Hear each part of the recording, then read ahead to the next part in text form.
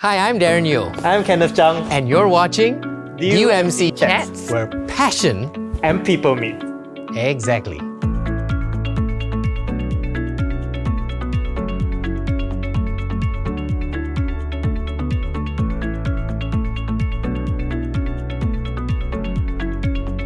Thanks for tuning into DUMC Chats.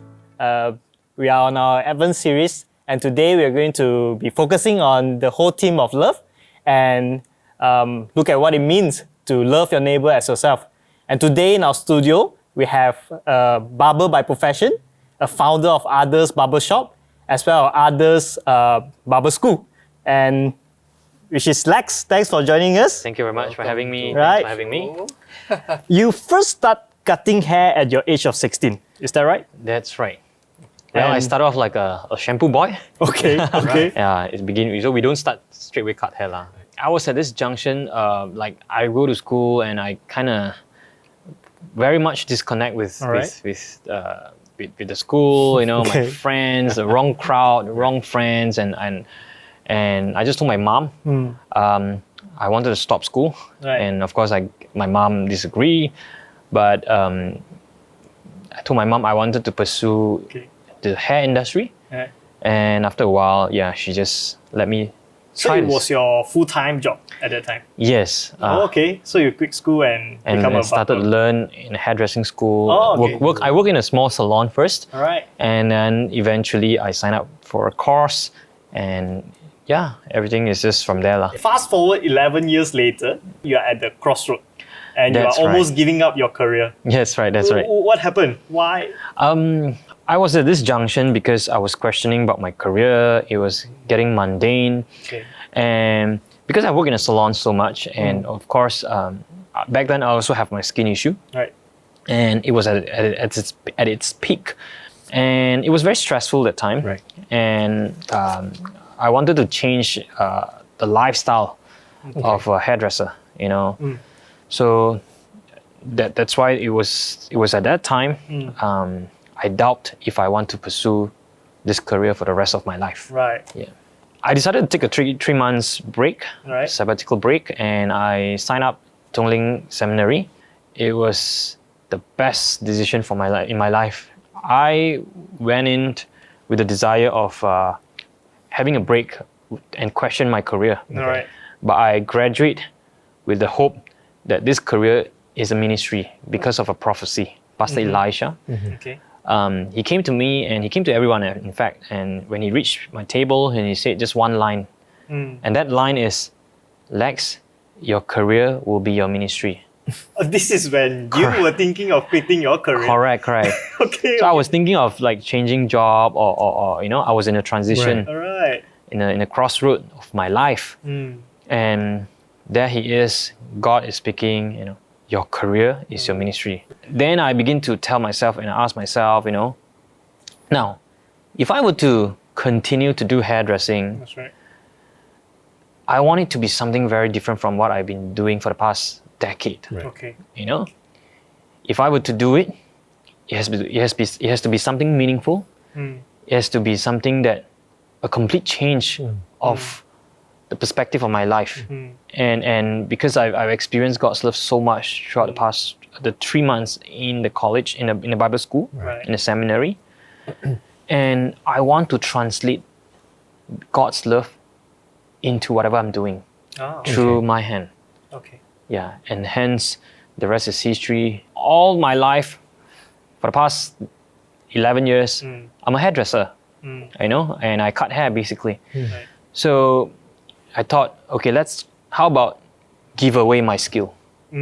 So I started in my neighborhood, in my Right. community, asked around anyone who is vulnerable and need a haircut. Okay. All right, we started with old folks home. Okay. And we started with I visit like different homes, the Orang Asli home, Right. and it's just doing it regularly, one step at a Okay. time, Okay. and it's part of a small picture. Okay. Right after the graduate from the Bible school, I worked about 6 months in a salon in Damansara in Publica. Okay.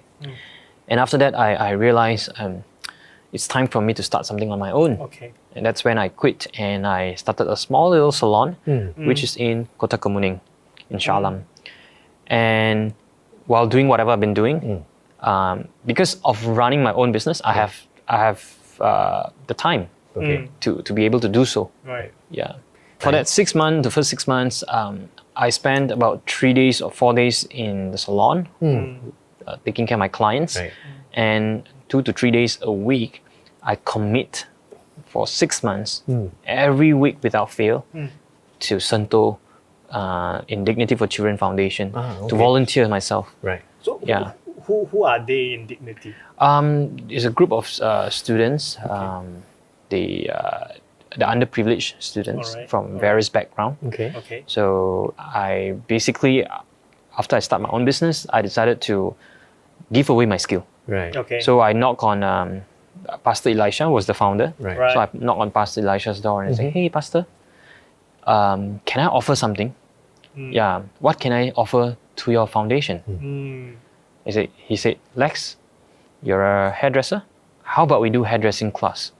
So I wrote in my blog and I actually posted in my community, which is Kota Kemuning. Right. I wrote, I said, this is my mission. I'm going to train a group of students to learn about hairdressing. Okay. And people started to donate. And one lady came to my shop and knocked my door. He said, "Hey, are you Lex?" I said, "Yes." "How much remaining do you need for your project to start the school, to start the little class in Dignity?" I said, "This amount is what I needed." Okay. She opened up a blank check and she wrote that amount and she donated everything.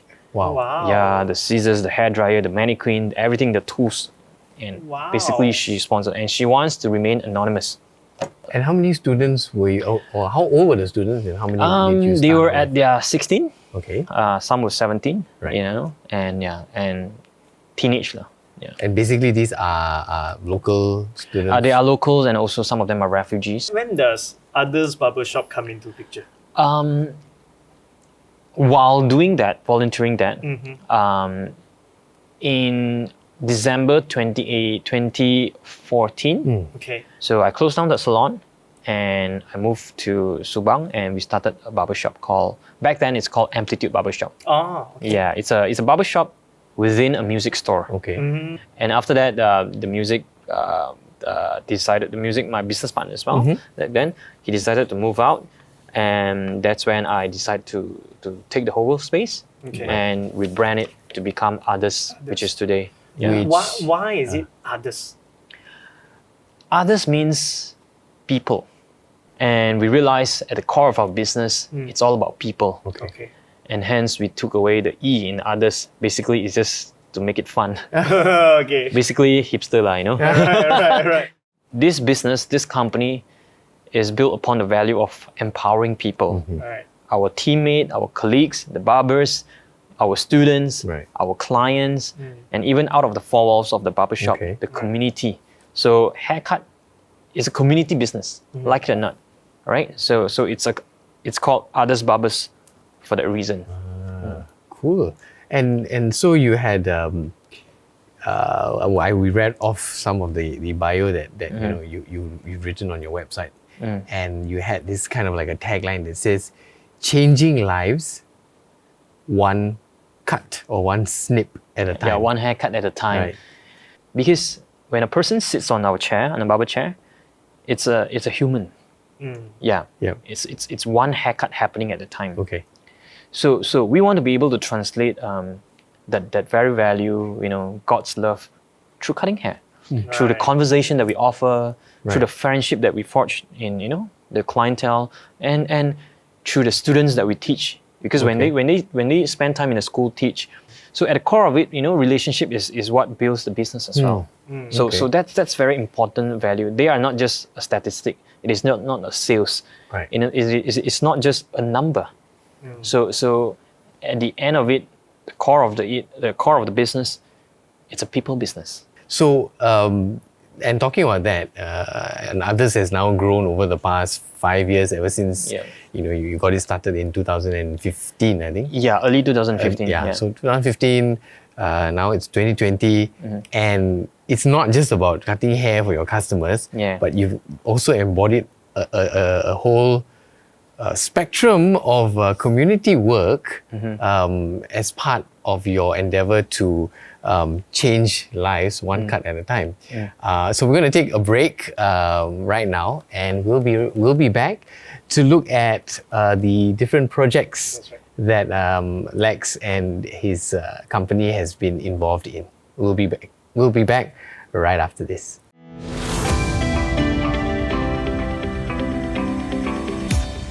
Hi and welcome back to DUMC Chats, and we're here with Lex Low, the founder of Others Barbershop. And Lex, we were just talking about how you got started in this business as a barber at the age of 16, and fast forward now almost 18 years later. Almost 18 years later. 18 years. You have an enterprise called Others as a barbershop. You also run a barber school. That's right, that's right. And you also do a lot of work with other people apart from your customers, community work. Can you tell us more about what you do? In the year of 2015, 2016, 2017, we go down to the street, and not just with my staff, also my students. And we cut hair for the homeless. Yeah, that's one thing we do. And we want it to be part of the company value, that out of the four walls of the barbershop, we want to be able to give away our skill. Yeah, so it became a culture within the company. And of course, we also seek for sponsorship, where we bring in students from the underprivileged background. We sponsored the ex-convict, the ex-addict. We have the ex-homeless as well. And of course, we have the Orang Asli community, the teenagers, and to train them in our barber school, which is also within our barber shop. And some of them, we actually employ them as well and offer a job. And that's in a nutshell of what we've been doing. So you're basically bringing in these people, and usually they're like marginalized communities, giving them a shot at life, a chance to build something for themselves. And you're putting tools, and that tool would be the ability to cut hair. Correct. Just like the old saying, instead of feed someone a fish, you teach them how to fish. And they can feed themselves for the rest of their lives. Your, what do you call that? In your business, the description that I see, there are words like transformation, teaching, building, empowering, and impacting lives. And you've done several projects or endeavors that you've done. As you said, you reached out to many communities. I remember watching one that featured you, Astro Awani featured you, walking these dark streets in KL with your team. What was that about? Back then, we, the days where there's no COVID, so we actually go down to the street in KL, and those the people who we call them the street friends, who actually sleep on the street, and we try to engage them. We try to reach out to them by basically offering haircut. Now, when I cut hair for someone, or my staff, my team, my students, we're going to cut hair for the person about 5 to 10 minutes or even 15 minutes. So throughout that 5-10 minutes, that's where we offer conversation. That's where we really slowly bridge the gap and to really connect with them and to find out stories about them. And to actually allow them to understand and to allow them to feel that we care. I can't change the world, but I can start with this one person, and I can change his world, perhaps. That's why changing the world, one haircut at a time. So that's what we meant, one haircut at a time. People who actually receive that skill. And you kind of like, what I understand is you committed yourself to not just I cut one time and I cabut, but you committed yourself to probably a year or 2 years with that specific group of people? And it's always the same place in KL, every time when we go, within that period of time, about a year and two, Right. it's always the same community. Okay. Yeah.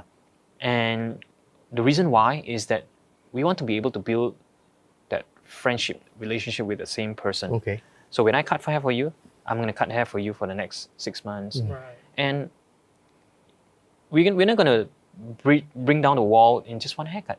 Right. Yeah. It takes time. That's right. Relationships are there to be built. And a lot of people like to say, oh, Lex, you like to do charity. Huh. I'm not here to do charity. It's basically a value that I live as a person, Right. you know? Right. And I want to be able to see how far the scissors in my hand Okay. is able to transform one person's life. Okay. And if it's going to take me 6 months, so be it. Let's try. Okay. And I don't know what to expect. Right. It basically, you know, walking on water every day, and to walk down the streets, like what you said in the Astro Awani in the interview, and yeah, so that's how I live. What did you hope to achieve by? I know that you go down the streets, or the different people that you meet, you offer them this service. Obviously, they are probably taken aback by who are these people coming to cut our hair. But what did you hope to achieve? Was there some great calling, in a burning bush or something that said, Lex, you must go and cut hair for the people on the streets? Okay, I told myself, Lex, look, if I want to do hairdressing again, Yeah. or if I want to cut hair again, I want it to be very meaningful, and God has to be in the picture. So I try to translate it in little way that I can by cutting hair. So one person at a time. Right. If I have to go to the street, one person at a time. Right. And that's how I begin that little So journey. rather than just doing, it now becomes being. Yes. You are. It's part of you. It's your Yes. life. So rather than being a style, it's your life. Yeah, it's a value, is the basis of who I am right now. I live my life based on this. Right. And right. I will continue to translate God's love. Right. And I want to make this a lifestyle Okay. in every area of my life. Cool. That is something that is, I think a lot of people tend to say, okay, work is work, ministry is ministry. They don't mix. Correct. But in your case, you found that they're both Yeah, one and the same. That synergy. Yeah. And it's worked out for you. I've looked at some of your projects, right? So for example, the Promise Home. Yeah. It featured on your website. It says Buang Kutu. What was that? What was the kutu all about? I wrote this in my blog because I started off when I knocked on the door of this home called the Promise Home in Kota Kemuning. Okay. So when I first started, I basically asked them, can I offer to cut the children's hair? Yeah, and it started with the first month, and then I revisit the second month, and I begin to build relationship with these Orang Asli kids, Right. children. Now they are at the age of 9 to up to early teen, 15 years old, 16 years old. So one day the founder of the home, pastor by the name of Pastor Iris, she said, Lex, can you help me shave all their hair, cut very short? And now some of them are girls, and having long hair, to cut it to really short, some of them are reluctant to cut it, Right. because there's so many lice and it's infectious. Right.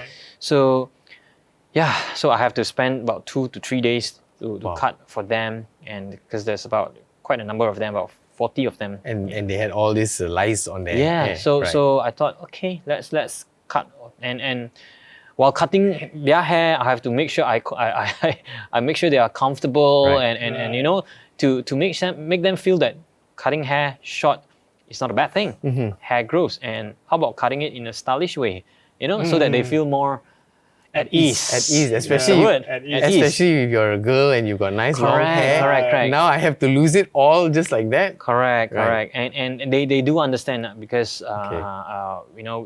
obviously they do explain to them it's for hygiene purposes and everything, and for their own good as well. Yeah. So you're doing this with your team of Yeah, of, it was my team and I, sometimes. And it's not just go in, cut, ciao. Yeah, you yeah, yeah. have to kind of strike a conversation. Yeah, because they are culturally very different from me, Right. from us, Okay. right? And it takes a few visits to break down that little wall, Yeah. and to at some point I even play football with them, Right. to make them feel that, hey, they always call me abang Right. Lex, abang Lex, Okay. abang Lex, and become closer. So that's where we build a friendship Okay. through that. Oh. Yeah. You also had a this Asli project where you had Correct. No, 3 of your guys. exactly. Now it derives from building friendship with the children, Right. and now when they reach certain age, at the age of 18, Right. they have to leave the home, Okay. right? So So at the age of 18, because they're welfare homes, right? yes, And they by 18 you have to leave, right? correct, Okay. correct. So I offered them. I told us the pastor, hey, maybe some of them would like to learn haircut. Okay. If those who are interested, I'm opening up my doors to actually train them for free. Yeah. So back then, I sponsored a couple of them, and to allow them to see the world of haircut in a very professional manner, professional setup. It's a professional barbershop. Right. Yeah. So they were in awe. Suddenly they try all different kind of haircut. Like some of them they really want a cool haircut. Okay. Okay. And they learn the skill. And eventually I employ them, and I bring them around for events, Okay. and they were exposed to Right. the professional world of barbering, of haircut. Wow. Yeah, so they were pretty excited. Yeah, that time. What were the I'm sure that you've had a number of like success stories or stories that finally come to you after all your work with these people all these years. So maybe one of the story I'll share is it really touches my heart because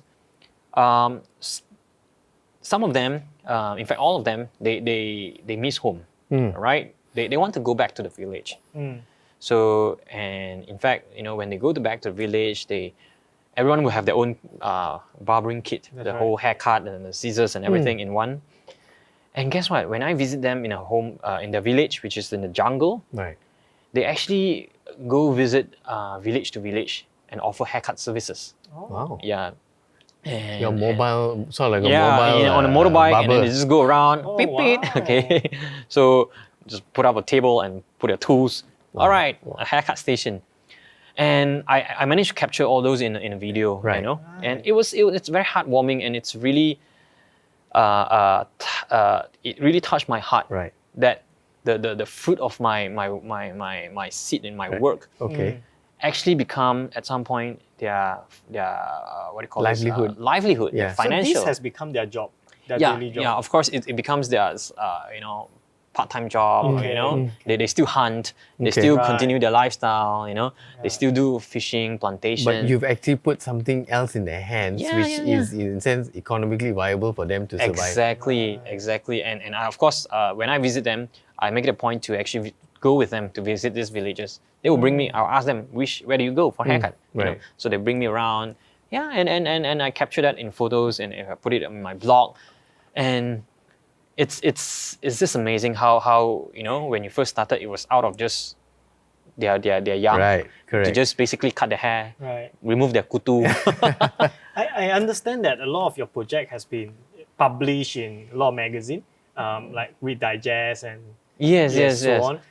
How does this, have you encountered any story that this magazine reached out to someone that impacted life? Yeah. Talk about magazine, I had one with Reader's Digest, and it was also published in different countries, right? So I had one which is one fine day, on Instagram, someone texted me, dropped me a DM, and this guy is from Argentina. Okay. Now he screenshot the magazine. He didn't screenshot. He took a picture of the magazine, Alright. and then he speak in English. He wrote in English, say, hey, this is you. I read about your story, Right. and I just want to say I'm really inspired. And I myself is a barber. He himself is a barber, Okay. and he wanted to start the very same thing like what I did here in Malaysia. Right. Oh. And because of the story that reached him in Argentina, he began to do the same and carry the same value. Oh, wow. And no longer look at barbering the same way. Yeah, to many, barbering is just haircut.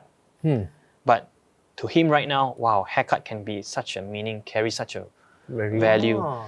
And it's not just in magazine. Some of my students who flew in from Hong Kong, we have students from Brunei, How did they find you? Singapore, all online, on my stories, on my Instagram. Yeah, back then I post up a lot about my work, just to keep what do you call this, like a little documentary, historical documentation of So your when work. I scroll back, I can revisit the Right. work that I've been doing. Right. So I didn't know it would reach out to And you've a lot of attracted people. students from Dubai, Yeah, Hong I have Kong. students from Dubai. I have students from Hong Kong. I have students from the furthest was from South Africa. This man, and he flew in to Malaysia for 1 month just to learn haircut with me. Are you serious? All the way from South? Yeah, he's a traveler. So they came here to learn how you do business, or they came here to learn how to cut hair? They came here to learn how to cut hair. Right. Okay. So along within the course of cutting hair, Right.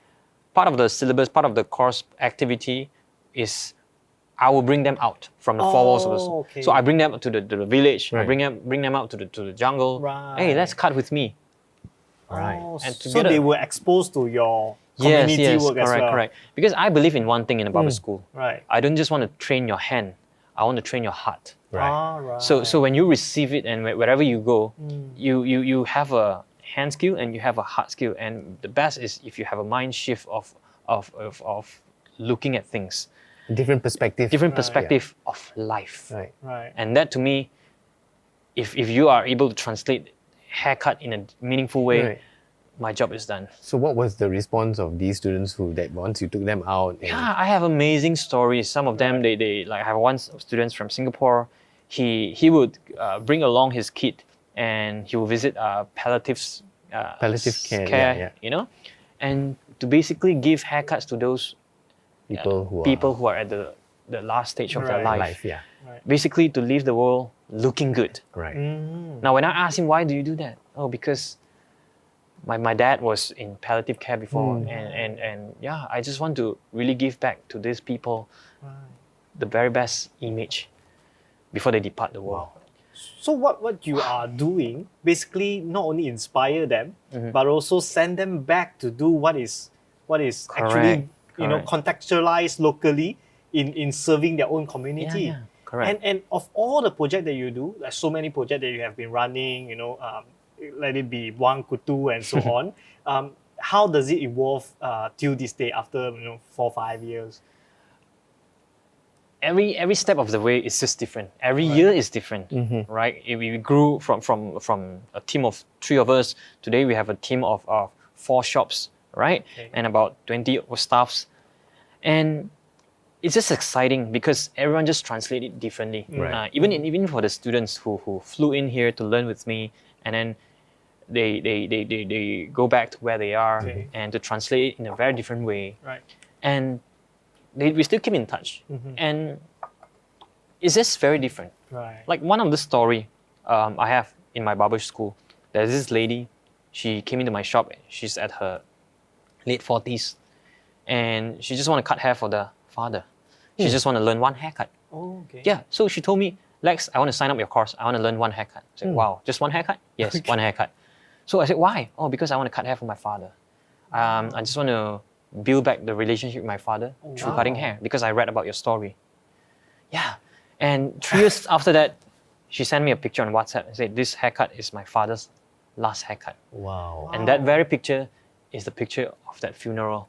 Wow. So she wanted to thank me. She said because of the haircut, Right. she has reconciled her relationship with the father That's amazing. through cutting hair 3 years, the remaining years of the father. And she's brought closure even between them. It I brought guess. tears to my eye when I heard about this. Incredible. And this is just one of a story of many stories I have. You would have never thought that you would arrive at this point in your life where you Exactly. And I have one more story, which is also from Dignity for Children. Right. The very first year that I actually volunteered. And that very year, my father passed away. So it was at the last of the course as well. So one student came up to me, he sent a picture to me. Hey Lex, teacher Lex, I just want to say thank you because my father asked me to say thank you. Because in school, I don't just learn English, maths, I also learn about haircut. And my brother took this picture of me cutting Right. hair. Right. It was in a little balcony, now in a flat of, I don't know, 500-600 square feet where, one room fits a family. There's Yeah. 3 family in Right. the flat. I said, wow, that moment, it felt like God spoke to me, Right. or in that expression, say, my father have left me. Right. I no longer can cut my own father's hair. Right. But because of the obedience that I commit to what I do, someone can continue to cut their father's hair. Their own father's hair. And that very picture is hung in my office until today Wow. to remind me of the very reason why I keep doing what I do. Right. Yeah, you never know how you inspire people. But these are the stories that continue to push me Yeah. to who I am today. So, and talking about that, you have that picture that keeps you going. I'm sure you also have a lot of challenges that you face as you carry on in this business, right? yeah. And so we'll want to hear what you face and what you've had to face and put up with, and we will be back talking about the challenges that Lex has had to face in the course of his ministry work. That's right. We'll be back.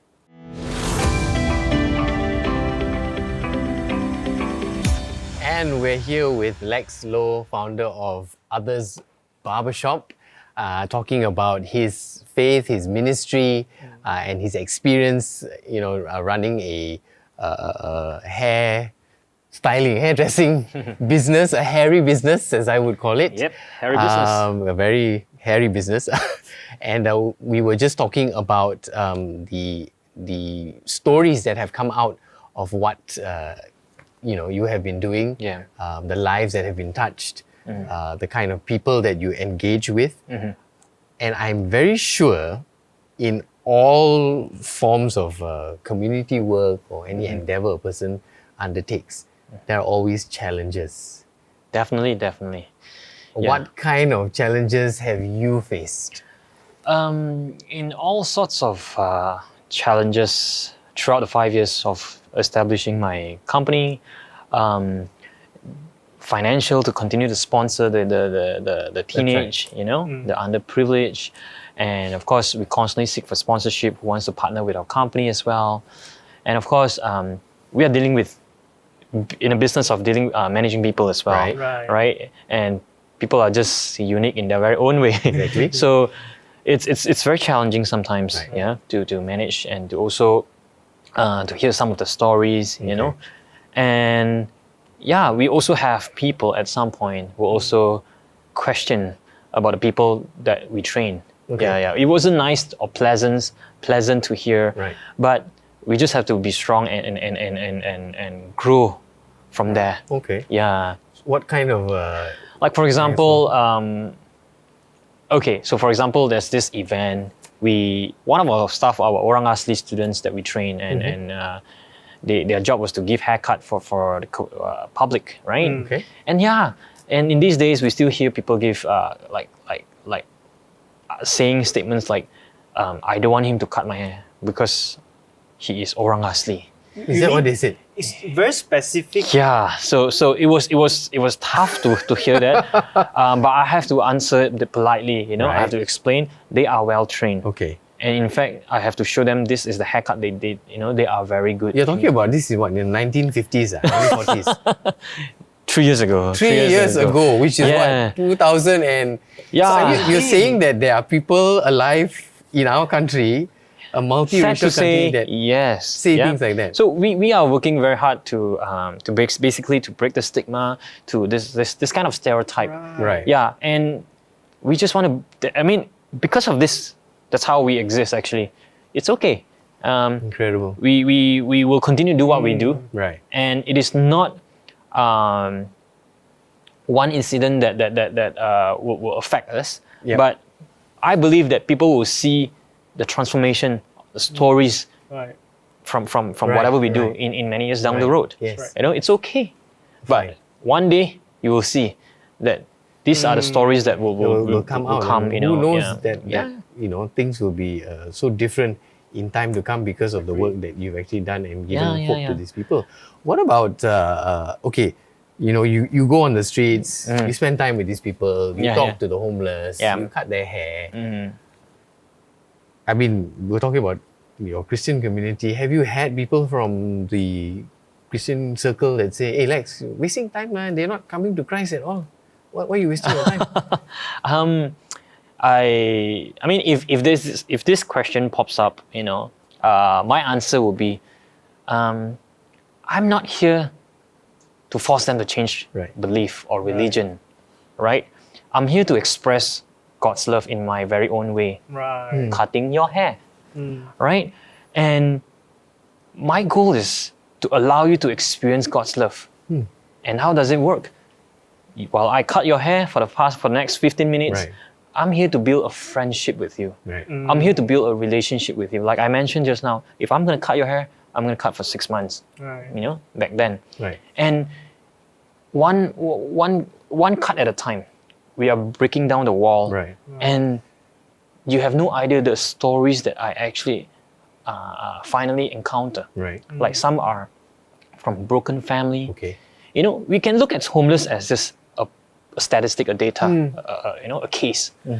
But when you really discover the root issue about it, you realize there's so much problems that actually from so much layer. It's such a complex issue, right? From family upbringing, abusive family, or complicated background, which eventually turn into addiction or whatsoever. Now, these are the problem we see in the society, but we don't usually ask, what is the root issue? So cutting hair allowed me to actually break down the wall and listen to these stories. And we begin to hear from them.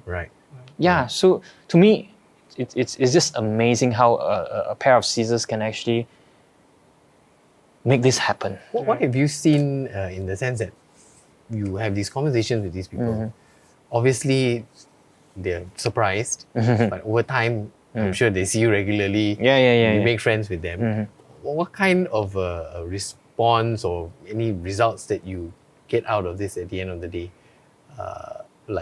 I don't know. There's a lot of great testimony, great stories. Well, I would say one of it.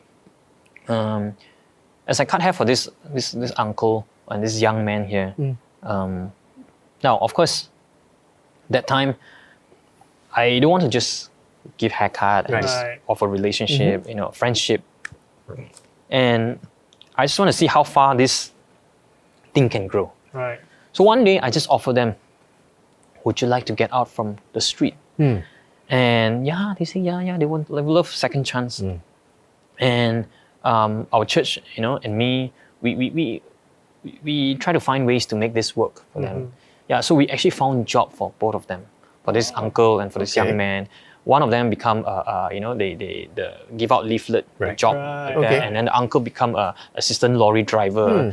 And we brought them out for a simple dinner and to encourage them. So I've lost contact with them now. But at least I know at that time of their life, they actually have a pivot. And it all started with a haircut. It all started with haircut and to gain their trust. And things work. So now that I look back, wow, a pair of scissors, one haircut at a time. It kind of, it's sort of like, what's in your hand kind of thing. Exactly. You didn't get some big revelation, you prayed, fasted 10, 20 days, and then God said, oh, you need to go and... the bush, the fire in the bush. It was just an outflow of your experience with God Himself. Yes, because now, I live my life with three simple words, like number one, love God. Number two, love myself. Number three, love others. As in others? No, as in company or other people? Others people. So this is the fundamental of who I am as a Christian. Now, I can't do all this without first and foremost to have a relationship with God. Because it's like a fuel, like because I get burnt out. I get frustrated, I get exhausted, I get questions, So, but because of the relationship that I have with God, and I need to take care of my own being as well. Because if I'm not contained with love, how am I going to give it? Exactly. That's right. If I don't receive love, how am I going to give it? If I don't never experience it, how am I going to share? So it is through that source that kept me going. Because a lot of people think they love to say this, Lex, you do a lot of charity. I say, I'm not here to do charity. Correct. This is basically a life that I chose to live. Right. Now, it is not because I love to give, right? It is an expression of what I've encountered with God. What you have already received. Yeah. From God. So I want it to be translated in every area of my life. Great. Cutting hair for people, teaching the students, Right. cut hair for my client. When you sit down in my chair, you're spending 30 minutes.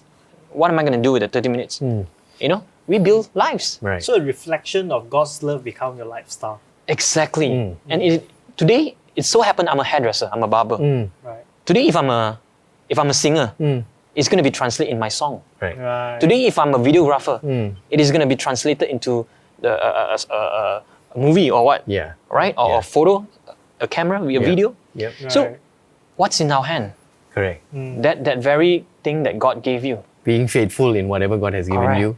God And- gave me a pair of scissors and a skill. Right. So I'm just going to use it. Yeah. Well, it has certainly been really an amazing time Yeah. with you, Lex. Hearing your stories, hearing the things that you've done, and how God has used you.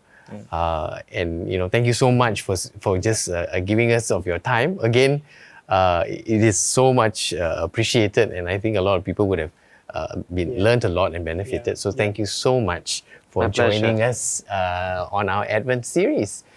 And so we'd like to leave all of us with a thought on the message of love. Loving your neighbor as you love yourself. As it says in the scripture, faith without works is dead. And in 1 Corinthians, it also says that love is not self-seeking. At the end of the day, we want to be able to understand that love, or the agape love of God that Jesus has taught us, is really seeking the well-being of other people, regardless of their response, and without expecting anything in return. We see that exactly from Lex and others. Correct. And that is really embodied in the ministry and the work of our brother here. We'd like to encourage everyone, even at this Advent season, to love God, love yourself, and to love others. Thank you so much for joining us.